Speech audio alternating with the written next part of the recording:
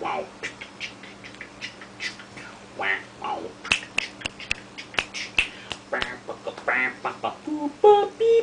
Wow. Oh. Oh. Sorry, Lindsay, I didn't see you setting up your camera there. I was just listening to Skrillex. Okay, where are we here?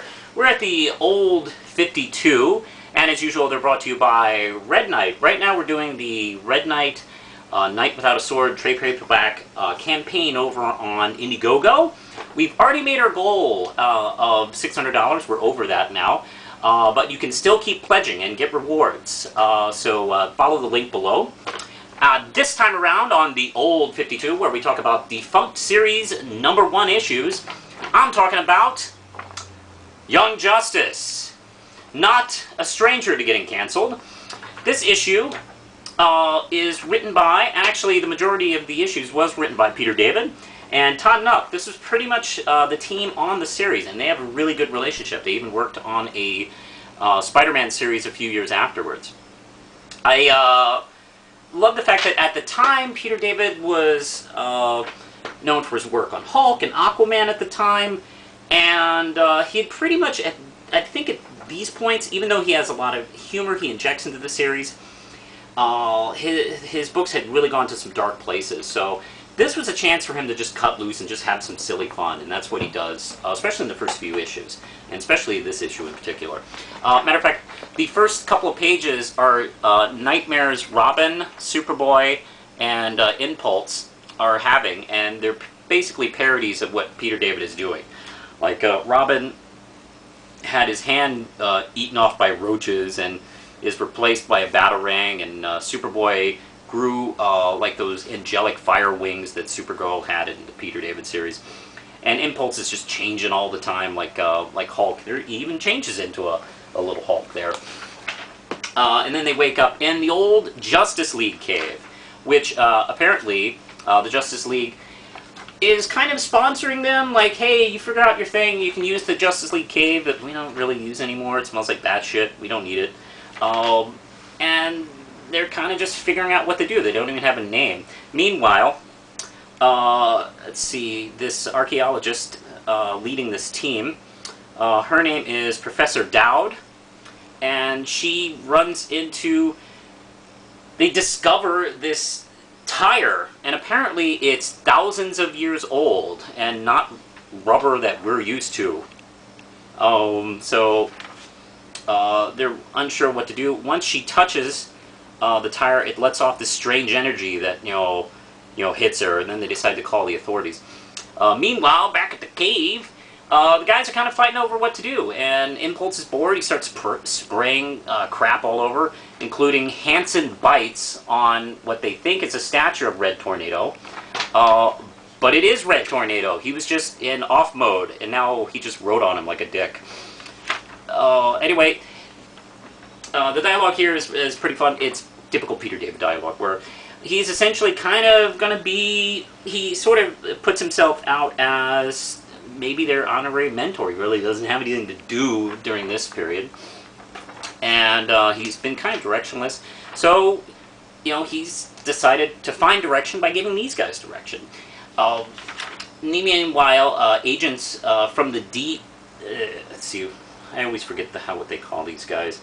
The DEO, the same group that keeps popping up in Batwoman. Oh, there it is. DEO, yes. Fit and Mad. Oh, I've never been crazy about it. David, in the first few issues, loved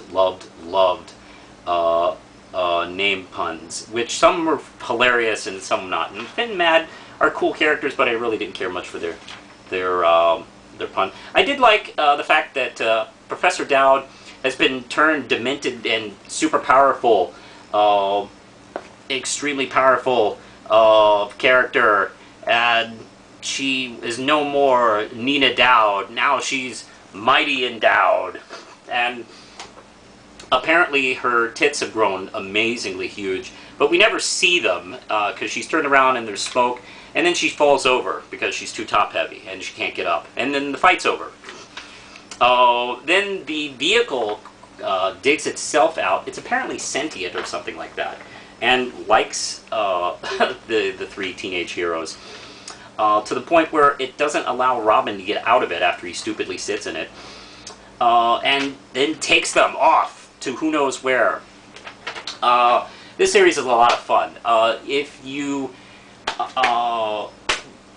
a little tired of like the hardcore, super serious comics that try way too hard to add angst to your titles, this series was a shitload of fun.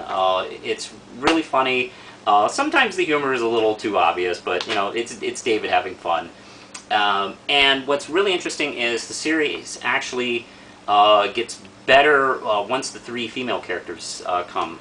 Cassie as Wonder Girl, this is the first time she joins a superhero team, is in the Young Justice team. Arrowette, who is sort of a teenage hero who was sort of pressured into being hero by her mom. So it's kind of a commentary on you know stage mothers and stuff like that. And Secret, who is this character who is apparently this she was this lab experiment that escaped, and she's has amnesia and can't really figure out what she can do and who she is, and she's a really interesting character too.